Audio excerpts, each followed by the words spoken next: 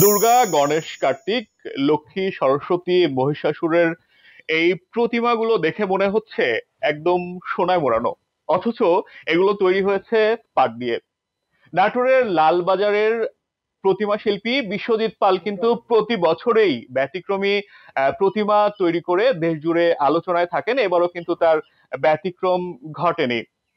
উনি ওনার আরো কয়েকজন সহযোগীর সহযোগিতায় কিন্তু এবছর এইখানকার রবি সুতম সং মণ্ডপের জন্য এই প্রতিমাটি তৈরি করছেন।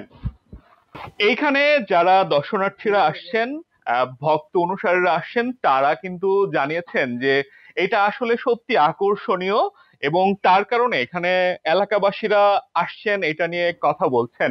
নাটোর জেলা প্রশাসনের তথ্য অনুযায়ী এবার কিন্তু নাটোরের 7টি উপজেলায় 368টি মণ্ডপে শারদীয় দুর্গা উৎসব অনুষ্ঠিত হচ্ছে। নাটোরের জেলা প্রশাসক আসমা শাহিন জানিয়েছে যে আহ, সুন্দর, সুষ্ঠু এবং শান্তিপূর্ণভাবে, উৎসব মুখরভাবে পূজা উদযাপনের জন্য তারা কিন্তু সার্বিক ব্যবস্থাপনা গ্রহণ করেছেন।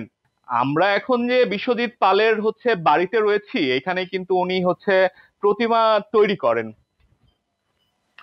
আমরা ওনার সাথে একটু কথা বলার চেষ্টা করব যে আসলে এই যে ব্যতিক্রমী প্রতি বছর প্রতিমা তৈরি করেন, এই চিন্তাগুলো কিভাবে আসে? আমার এই প্রতিমা তৈরি করার কারণ কারণ এগুলো নিয়ে আমি পড়ে থাকি। এগুলো আমার ভালোবাসা। তো তারপর গেল বছর নতুন ধরনের একটা প্রতিমা তৈরি করার পর থেকে একটু দর্শকের উৎসাহ পাওয়ার কারণে মাথার মধ্যে নতুন নতুন চিন্তা ভাবনা আসতেছে। তো গেল বারে চিন্তা করছি যে সামনেবার কি দিয়ে তৈরি করা যায়।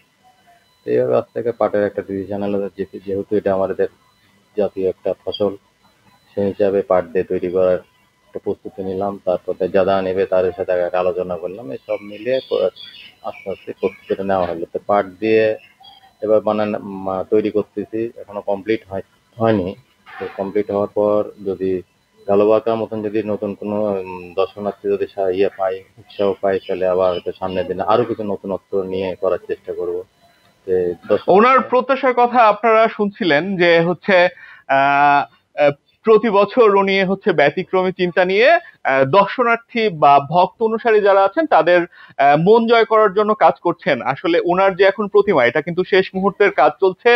মাটির কাজ শেষ করে উনি কিন্তু এখন শেষ মুহূর্তের কাজ আহ, আহ, করছেন। এর বাইরে ওনার অন্যান্য যে প্রতিমাগুলো আছে সেগুলো তো কিন্তু রং তুলির আঁচড় দেওয়া হচ্ছে। হিন্দু পঞ্জিকা অনুসারে আগামী 28শে সেপ্টেম্বর দেবী দুর্গা বোধনের মধ্য দিয়ে ষষ্ঠী পূজা, এরপরে মহাসপ্তমী, মহা অষ্টমী, মহানবমী এবং 2রা অক্টোবর বিজয় দশমীর মধ্য দিয়ে হিন্দু সম্প্রদায়ের সবচেয়ে বড় ধর্মীয় উৎসব শারদীয় দুর্গাপূজা সমাপ্ত হবে। নাটোরের লালবাজারের বিশ্বজিৎ পালের বাড়ি থেকে নাটোরের শারদীয় দুর্গা উৎসবের মোটামুটি এই ছিল আমার কাছে সর্বশেষ খবর।